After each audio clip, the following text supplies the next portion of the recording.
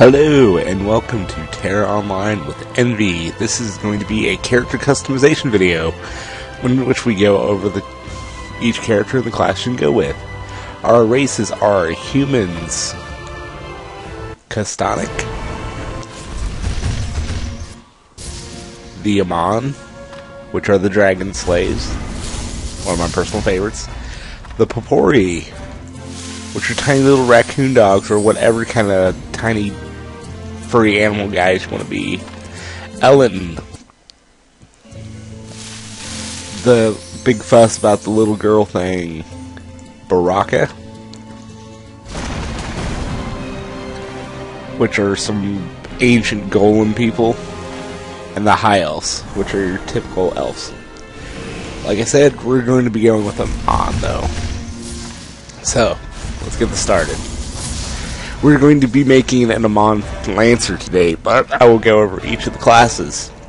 We have the Warriors, which are supposed to be a tank. However, I find them quite inefficient as they have to dodge and kite pretty well. We have the Lancers, which are my personal favorites for tanks. We have the Slayers, which are your standard fast melee DPS based on crits.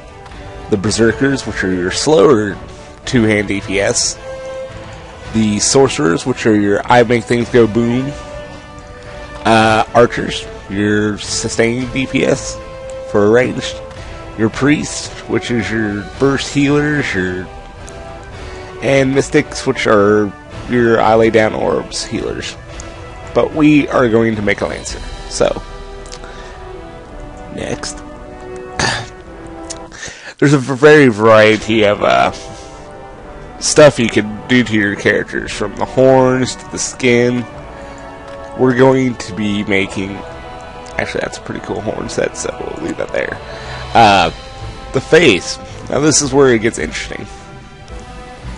The face actually changes another feature you have called adornments. See here? We got some little pieces now on him. So if we go through the face selection here, you'll notice that the adornments change each time. We've got... Most of the time I usually leave adornments off as they don't have a really big impact, but for Aman they actually do.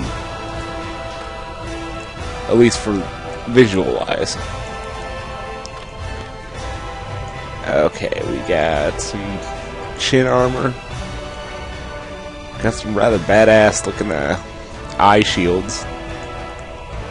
You know, so people just don't come up and punch you, I guess. I have no clue what those are. We've got Tusk. We've got...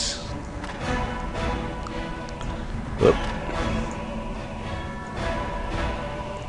Another chin guard. A face helmet for your sides. And if somebody else knows the technical term for these, those would be pretty cool. And that actually works out pretty well. I rather like that one. However, not with those adornments. There we go. Let's give you some rather scars here. Let's go back to feature or face and give you some different colors. Let's make you blue, because that just sounds awesome. Let's see. Let's make you scarred. Yeah, you got some battle scars now. You've seen some wars. Now we're gonna go to outfit first. It shows you different varying degrees of armor depending on which class you are. This is your standard leather armor, or cloth. Then we got the leather. Oh no, wait, this is all plate, sorry. My apologies. The outfits are dependent on your class you are. And once you get to endgame, you have something like this, which is very cool looking. Though it makes it a little bit harder for customization. However, we're just going to go over these. But you can change the bone structure, the eyes, the nose, the mouth. They put a lot of customization in this game. That's really one of the big highlights for this. For voice, we have from deep to, let's go over here, something crazy like a little goblin sound, which doesn't make sense considering how big he is. Oh, come on. There we go.